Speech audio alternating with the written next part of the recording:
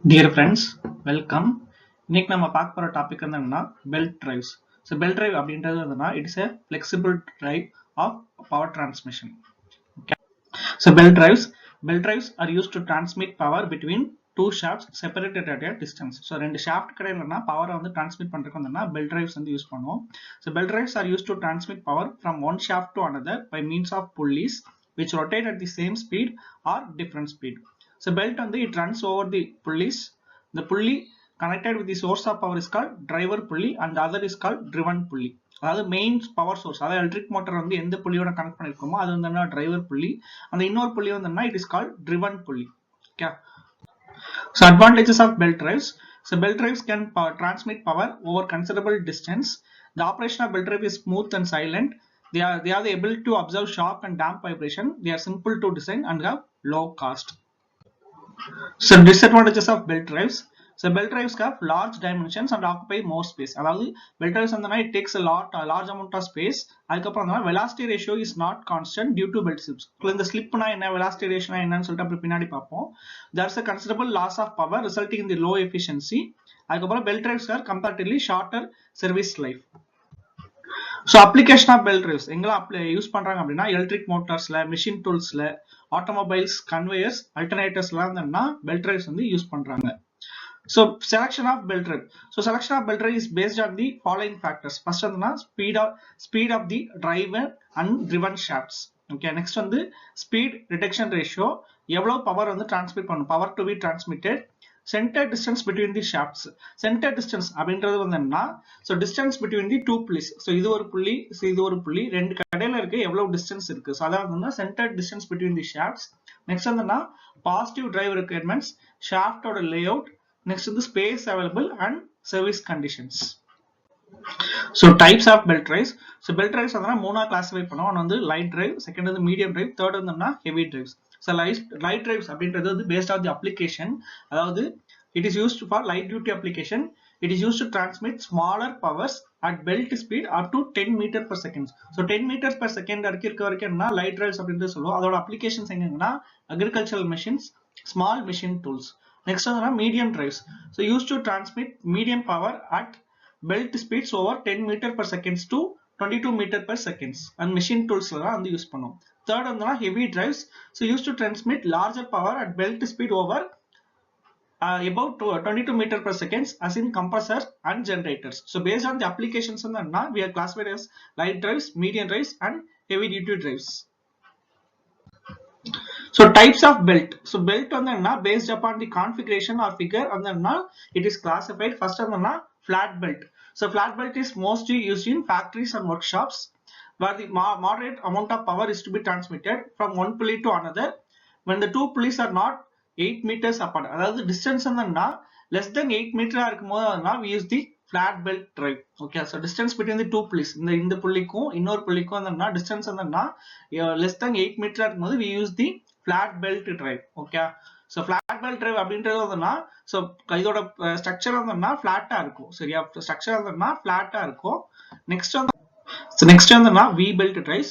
So V-belt drives is mostly used in factories and workshop where a great amount of power is to be transmitted from one pulley to another pulley where the two pulleys are very near. அதாவது ரொம்ப க்ளோஸரா இருக்கு, ரெண்டு புள்ளியோட distance வந்து மினிமமா இருக்கு அப்படின்னா we use the V-belt drive. இங்க வந்து பெல்ட்டோட shape வந்து V ஷேப்ல வந்து இருக்கும். ஸோ ஃபிளாட் பெல்ட் டிரைவ்ல வந்து பெல்ட்டோட ஷேப் வந்து ஃபிளாட்டா இருக்கும். இங்க வந்து V பெல்ட்ல வந்துட்டு நமக்கு வந்து V ஷேப்ல இருக்கும். இந்த ஷேப்ல வந்து பாத்தீங்கன்னா தெரியும். ஸோ இதை நம்ம வந்து எல்லாருமே பார்த்திருப்போம். ஸோ V பெல்ட் டிரைவ் அப்படின்றது. ஸோ நெக்ஸ்ட் வந்து circular belt or rope drive.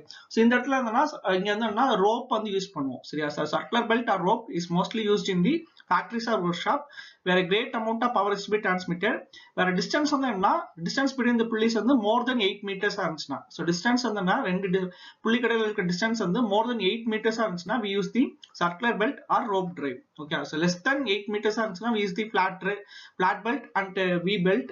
Next வந்து more than 8 meters இருந்தா we use the circular belt. Next வந்து materials used for belts. So first வந்து leather belt, next வந்துட்டு cotton or fabric belts, next rubber belts, next வந்து balata belts. So வந்து mostly நம்ம use பண்றது rubber belts தான் நம்ம வந்து mostly யூஸ் பண்ணுவோம். ஸோ நெக்ஸ்ட் வந்து இன் டீடைல்டாக இருந்தோம்னா ஃபிளாட் பெல்ட்ஸ் வந்து பார்க்க போகிறோம். ஸோ ஃபிளாட் பெல்ட்ஸ் அப்படின்றது வந்துன்னா பெல்ட்டோட ஷேப் வந்து நமக்கு வந்து ஃபிளாட்டா இருக்கும். ஓகே, இன் கேஸ் வி பெல்ட்னா நமக்கு வந்து வி ஷேப்ல வந்து இருக்கும். ஓகே, ஸோ ஃபிளாட் பெல்ட்ஸ்ன்றது பெல்ட்டோட ஷேப் வந்து நமக்கு வந்து ஃபிளாட்டா இருக்கும். So types of flat belt drives. So first is open belt drive. So open belt drive is used with shafts arranged parallel and rotating in same direction. So இது வந்து driver shaft, இது வந்து driven shaft. So driver shaftல தான் வந்து main power வந்து connect பண்ணுவோம். அதாவது electrical motor வந்து கனெக்ட் பண்ணிருப்போம். So இந்த driver shaft மூலமா and due to belt rotation நமக்கு வந்து driven shaft வந்து நமக்கு வந்து rotate ஆக போகுது. சரியா? So இந்த driver shaft தான் main power source. So இந்த shaftல வந்து இங்க shaftல இருந்தா நமக்கு வந்து power வந்து transmit ஆக போகுது to the driven shaft by means of the belt drive. So இதுல வந்து என்னன்னா driver shaft and driven shaft ரெண்டுமே வந்து சேம் டைரக்ஷன்ல வந்து ரொட்டேட் ஆகுது. சரியா? So driver shaft and driven shaft வந்து ரெண்டுமே வந்து சேம் டைரக்ஷன்ல வந்து ரொட்டேட் ஆகுது. So என்னன்னா ரெண்டோட ஷாஃப்டோட ஆக்சிஸ்மே வந்து parallel இருக்கு. So அந்த மாதிரி இருந்துச்சுன்னா அது வந்து open belt drive. So open belt drive அப்படின்றது வந்து ரெண்டு ஷாஃப்டோட ஆக்சிஸ்மே வந்து parallel இருக்கு and then ரெண்டு ஷாஃப்ட்டுமே வந்து சேம் டைரக்ஷன்ல வந்து ரொட்டேட் ஆச்சுன்னா அது வந்து open belt drive. Okay, so இதான் open belt drive. So next என்னன்னா crossed or twist belt drive. Crossed or twist belt drive அப்படின்றது வந்து என்னன்னா ரெண்டு ஷாஃப்ட்டோட ஆக்சிஸ் வந்து என்ன parallel-ஆ இருக்கும், பட் ரெண்டுமே வந்து ஆப்போசிட் டைரக்ஷன்ல வந்து ரொட்டேட் ஆகுது. சோ இங்க வந்து ட்ரிவர் ஷாஃப்ட் வந்து ஆப்போசிட் டைரக்ஷன் ரொட்டேட் ஆகுது. சோ ட்ரிவன் ஷாஃப்ட் ரெண்டுமே வந்து ட்ரிவர் ஷாஃப்ட் அண்ட் ட்ரிவன் ஷாஃப்ட் ரெண்டுமே வந்து ஆப்போசிட் டைரக்ஷன்ல வந்து ரொட்டேட் ஆகுது. சோ இங்க வந்து ட்ரிவர் ஷாஃப்ட் வந்து clockwise rotate ஆகுது, இங்க driven shaft வந்து anti clockwise rotate ஆகுது. So இந்த மாதிரி opposite directionல rotate ஆச்சுன்னா அது வந்து crossed belt drive or twist belt drive. So crossed belt or twist belt drive is used with the shafts arranged in parallel and rotating in opposite direction. So ரெண்டு ஷாஃப்ட்டுமே வந்து நமக்கு வந்து opposite directionல வந்து நமக்கு வந்து rotate ஆகுது. So அது வந்து crossed or twist belt drive. So third வந்து quarter turn belt drive. So quarter turn belt drive அப்படின்றதுனா it is also known as right angle belt drive. So அதாவது வந்து ஒரு ஷாஃப்ட்டும் இன்னொரு ஷாஃப்ட்டும் வந்து right angle arrangementல இருக்கு. அதாவது 90 degree arrangementல வந்து இருந்துச்சுன்னா so அது வந்துட்டு quarter turn belt drive. So quarter turn belt drive also known as right angle belt drive is used with the shafts arrangement at right angles. ரெண்டுமே வந்து இந்த ஷாஃப்ட் ரெண்டுமே 90 degreeல வந்து இருக்கு and is rotating in one definite direction. Okay, இது வந்து quarter turn belt drive. So next on the belt drive with idler pulleys. So belt drive with an idler pulley is used with the shafts arranged in parallel, and when an open belt drive cannot be used due to smaller angle of contact. Okay, smaller angle of contact. Angle of contact அப்படினா வந்து என்னன்னா நமக்கு வந்து belt வந்துட்டு நமக்கு வந்து புள்ளியில வந்து ரொட்டேட் ஆக போகுது. So பெல்ட் வந்துன்னா பெல்ட்டுக்கும் புள்ளிக்கடையில ஒரு கான்டாக்ட் வந்து இருக்க போகுது. சரியா? சோ அதாவது இந்த இடத்துல வந்து என்னன்னா பெல்ட்டுக்கும் புள்ளிக்கடையில நமக்கு வந்து கான்டாக்ட் இருக்க போகுது. சோ அதான் என்ன சொல்றோம்னா ஆங்கிள் ஆஃப் கான்டாக்ட் அப்படின்றது வந்து சொல்றோம். சரியா? சோ வந்து இப்போ ஸ்மாலர் புள்ளியில வந்து என்னன்னா ஸ்மால் ஆங்கிள் ஆஃப் கான்டாக்ட் இருக்கனால நம்ம வந்து அந்த டைம்ல இருக்க சுச்சுவேஷன்ஸ்லாம் வந்து என்ன யூஸ் பண்ணோம்னா belt drive with idler pulleys அப்படின்றது வந்து யூஸ் பண்ணுவோம். சரியா? This type of drive is provided to obtain high velocity ratio and when the required belt tension cannot be obtained by other means. So என்னன்னா இது வந்து belt drive with idler pulleys. So இந்த idler புள்ளி வந்து என்னன்னா it does not transmit power but it supports the belt drive. Okay, இது வந்து power வந்து டிரான்ஸ்மிட் பண்ணாது. இந்த ஐட்லர் புள்ளின்றது வந்து இது வந்து ஐடியல் ஸ்டேட்ல தான் இருக்கும். இங்க வந்து பவர் வந்து டிரான்ஸ்மிட் பண்ணாது but it supports the belt drive. Okay, so அதான் வந்து ஐடியலர் புள்ளி அப்படின்றது சொல்றோம். சரியா? இது வந்து belt drive with single idler புள்ளி. இங்க மல்டிபிள் ஐட்லர்ஸ் புள்ளி. இங்க வந்து ஐட்லர் புள்ளி மல்டிபிள் ஐட்லர்ஸ் புள்ளி வந்து யூஸ் பண்றோம். சரியா? சோ இதெல்லாம் வந்து பெல்ட் டிரைவ்ஸ் வித் ஐட்லர் புள்ளி. Next on the compound belt drive. A compound belt drive is used when power is transmitted from one shaft to another through a number of pulleys. So number of pulleys வந்து நமக்கு வந்து அதிகமா இருந்துச்சுன்னா அது வந்து compound belt drive. அதாவது first வந்து இங்க ட்ரிவர் புள்ளியில இருந்து நமக்கு வந்து ட்ரிவன் புள்ளிக்கு வந்து பவர் டிரான்ஸ்மிட் ஆகுது. தென் அங்க இருந்து இன்னொரு ஷாஃப்ட்க்கு வந்து பவர் டிரான்ஸ்மிட் ஆகுது. தென் from there over to another. சரி, இந்த மாதிரி நம்பர் ஆஃப் புல்லிஸ் வந்து நமக்கு வந்து அதிகமா இருந்துச்சுன்னா அது வந்து என்னன்னா we call it as compound belt drive. சரியா? பவர் டிரான்ஸ்மிஷன் வந்து நமக்கு வந்து நம்பர் ஆஃப் புல்லிஸ் வந்து அதிகமா இருந்துச்சுன்னா we call it as compound belt drive. So next என்னன்னா ஸ்டெப்ட் ஆர் கோன் புள்ளி டிரைவ். So இந்த ஸ்டெப்ட் ஆர் கோன் புள்ளி வந்து எதுக்கு யூஸ் பண்ணுவோம்னா ஸ்பீட் வந்து சேஞ்ச் பண்றதுக்கு. சரியா? So changing the speed of the driven shaft while the main shaft or driving shaft runs at constant speed. So இந்த main shaft or driving shaft அப்படின்றதுனா இங்க தான் வந்து பவர் வந்து கொடுத்திருப்போம். So main shaft or driving shaft or line shaft எல்லாமே வந்து ஒண்ணுதான். So main shaft, driving shaft, line shaft எல்லாமே வந்து இங்க வந்து பவர் வந்து கொடுத்திருப்போம். So இதுல இருந்து நமக்கு வந்து பவர் வந்து டிரான்ஸ்மிட் ஆகுது ட்ரிவன் ஷாஃப்ட்க்கு. So ட்ரிவன் ஷாஃப்ட் அப்படின்றது மெஷின் ஷாஃப்ட். ஸோ பவர் வந்து இங்க டிரான்ஸ்போர்ட் பண்றோம். இங்க வந்து கோன் புள்ளிஸ் வந்து யூஸ் பண்றோம். ஸோ எதுக்கு அப்படின்னா பவர் வந்து நமக்கு வந்து ஸ்பீட் வந்து சேஞ்ச் பண்றதுக்கு, சரியா, ஸ்பீட் சேஞ்ச் பண்றதுக்காக தான் என்ன பண்றோம்னா கோன் புள்ளிஸ் வந்து யூஸ் பண்றோம். ஸோ இந்த பெல்ட் டிரைவ் வந்து இந்த கோன் புள்ளிஸ்ல வந்து சேஞ்ச் பண்ணும்போது என்னன்னா வந்து ஸ்பீட் ரிடக்ஷன் ஆர் இன்க்ரீஸ் வந்து நமக்கு வந்து ஆக போகுது, சரியா. அதனால stepped or cone pulley drives. So next வந்து fast and loose pulley drive.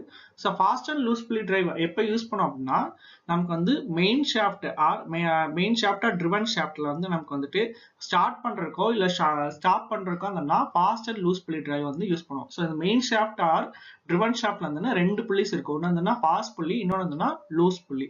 Next வந்து என்னன்னா டிரைவிங் புள்ளி. டிரைவிங் புள்ளின்றது வந்து டிரைவிங் புள்ளி ஆர் இது வந்து லைன் ஷாஃப்ட். டிரைவிங் புள்ளி வந்து லைன் ஷாஃப்ட்ல வந்து கனெக்ட் பண்ணிப்போம். லைன் ஷாஃப்ட் இதுல தான் வந்து மெயின் ஷாஃப்ட். ஸோ இதுல தான் வந்து என்னன்னா நம்ம வந்து எக்ஸ்டர்னல் பவர் சோர்ஸ் வந்து கனெக்ட் பண்ணிருப்போம்.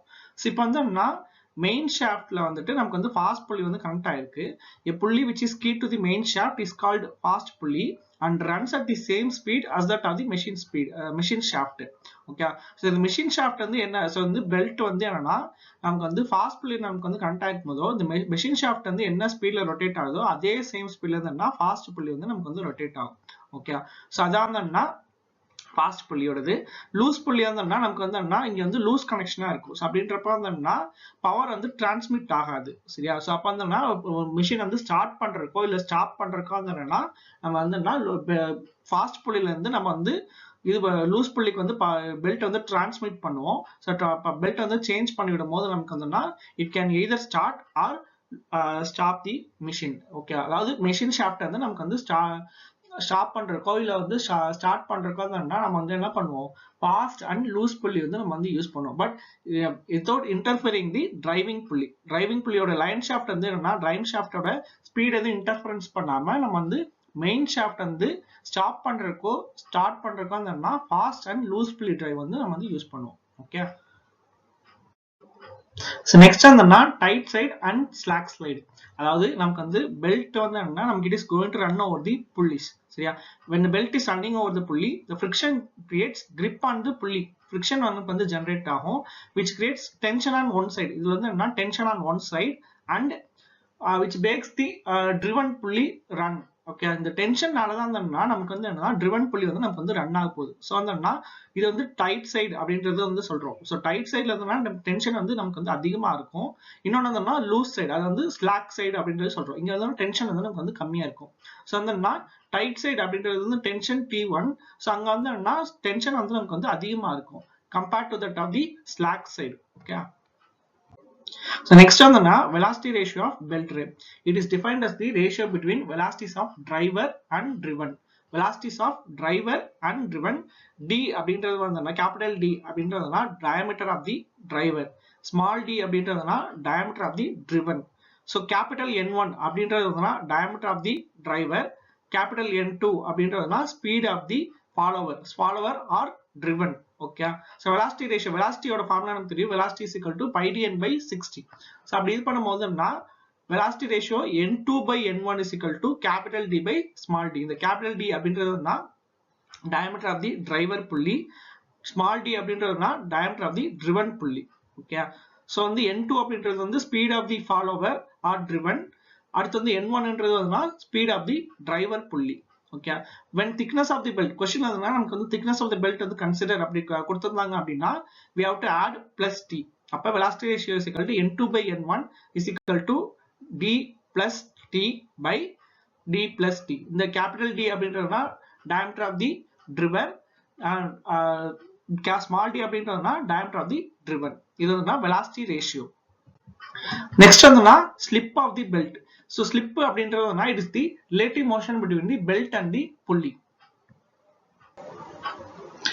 When friction between the belt and pulley becomes insufficient, அதாவது நமக்கு வந்து பெல்ட்டுக்கும் புள்ளி கடையில வந்து friction நமக்கு வந்து insufficient ஆச்சுன்னா this may cause the forward motion of the driver without carrying belt with it. அதாவது நமக்கு வந்து டிரைவர் புள்ளில இருந்தோம்னா without belt வந்து அது நமக்கு வந்து ரொட்டேட் ஆகும். அதுதான் என்னன்னு சொல்றோம்னா slip அப்படின்றது வந்து சொல்றோம். அதாவது இது வந்து slip அப்படின்றதுனா it is a loss.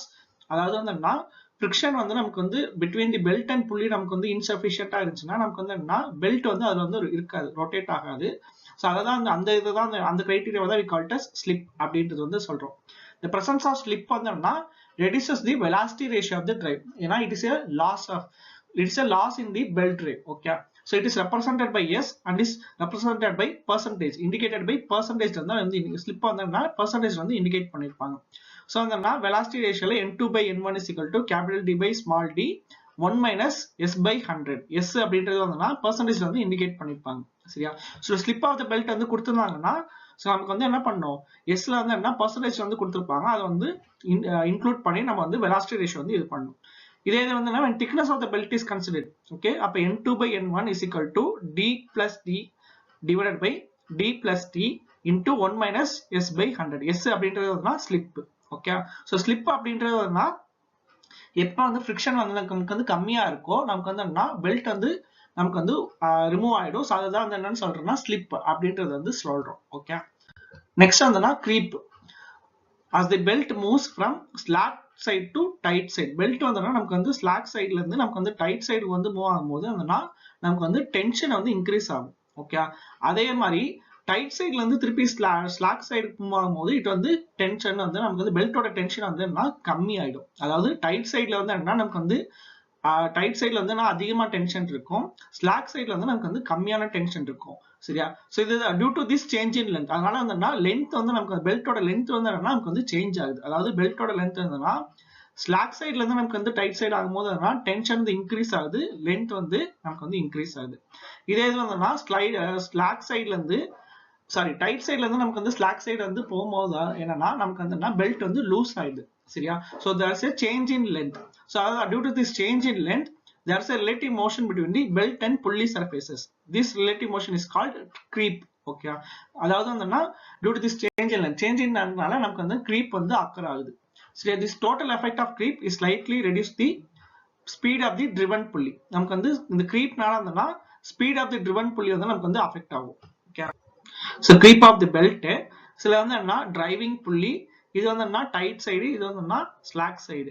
So நமக்கு வந்து என்ன புள்ளி பெல்ட் வந்தனா நமக்கு வந்து புள்ளி ஓவர் தி புள்ளி வந்து நமக்கு வந்து ரொட்டேட் ஆக போகுது. சரியா? சோ இந்த டைட் சைடுல வந்து நமக்கு வந்து டென்ஷன் வந்து அதிகமா இருக்கும், ஸ்லாக் சைடுல வந்து டென்ஷன் வந்து நமக்கு வந்து கம்மியா இருக்கும். ஓகே, சோ அப்ப இந்த டைட் சைடுல இருந்து நமக்கு வந்து ஸ்லாக் சைடு வந்து போகும்போது வந்து என்னன்னா creep வந்து ஸ்டார்ட் ஆகும். சோ ஸ்லாக் சைடு வந்து ரீச் ஆனது வந்துனா creep வந்து எண்ட் ஆயிடும். ஓகே, அதனால வந்து இங்க வந்து என்னன்னா டைட்ஸ்ல இருந்து வந்து ஸ்லாக் சைடு போகும்போது வந்துனா லென்த் வந்து பெல்ட்டோட லென்த் வந்து நமக்கு வந்து இன்க்ரீஸ் ஆகுது. பெல்ட்டோட லென்த் வந்து due to this change in லென்த்னால நமக்கு வந்து creep வந்து அக்கர் ஆகும். Due to this change in லென்த்னால நமக்கு வந்து creep வந்து அக்கர் ஆகும். சோ இதான் வந்து creep of the belt. next வந்து law of belting. the center line of the belt as it approaches the pulley must lie in the plane perpendicular to the axis of the pulley. அதாவது என்னன்னா பெல்ட்டோட centre line வந்து நமக்கு வந்து புள்ளி வந்து reach ஆகும்போது அதோட பிளேன் வந்து it should be perpendicular to the axis of the pulley or it must lie in the plane of the pulley. ரெண்டு ஒன்னு பெர்பெண்டிகுலரா இருக்கணும், இல்லாட்டி சேம் பிளேன்ல வந்து இருக்கணும். ஓகே, அதர்வைஸ் பெல்ட் வந்து நமக்கு வந்து it will run out of the pulley. புள்ளில இருந்து நமக்கு வந்து வெளியில வந்துரும். இதான் வந்து law of belting. Okay, so next வந்து centrifugal tension in belt. சரியா? So belt rounds the pulley. belt வந்து நமக்கு வந்து ரொட்டேட் ஆகும்போது a centrifugal force is produced on the belt. this force tends to lift the belt from the pulley surface. okay, this force வந்து என்ன நமக்கு வந்துட்டு tends to lift the belt from the pulley surface resulting in more tension on the belt. so என்னன்னா belt T1 by T2 is equal to e power mu theta. so T1 அப்படின்றது வந்து tension in the tight side, T2 அப்படின்றதுனா tension in the slack side. so mu ன்றது வந்து coefficient of friction between the belt and the pulley. so இந்த T1 ஓட value தான் வந்து அதிகமா இருக்கும். so T1 அப்படின்றதுனா tension in the tight side. okay, tension of the belt in the tight side. So இதுக்கு என்ன பார்த்திருக்கோம்னா பெல்ட் டிரைவ்ஸ் அப்படினா வந்து என்னன்னு பார்த்திருக்கோம். சோ பெல்ட் டிரைவ்ஸோட டைப்ஸ் பார்த்தோம். அதுக்கு அப்புறம் வந்து ஃபிளாட் பெல்ட்ஸோட டைப்ஸ் வந்து பார்த்திருந்தோம். அதுக்கு அப்புறம் ஸ்லிப்னா என்ன, creepனா என்ன, சோ அதெல்லாம் வந்து ஃபிளாட் பெல்ட்ஸ்ல ஸ்லிப் என்ன, creep என்ன அப்படின்ற மாதிரி டீடைல்ஸ் வந்து பார்த்திருந்தோம். சோ இதோட ஏதாவது டவுட்ஸ் கிளாரிஃபிகேஷன் இருந்துச்சுன்னா நீங்க வந்து மெயில் பண்ணலாம். இன் கேஸ் உங்களுக்கு இந்த PDF வந்து நோட்ஸ் வேணும்னா டிஸ்கிரிப்ஷன் வந்து வாட்ஸ்அப் சேனல் லிங்க் வந்து கொடுத்திருக்கு. சோ அதுல இருந்து நீங்க வந்து நோட்ஸ் வந்து டவுன்லோட் பண்ணிக்கலாம். Okay, thank you.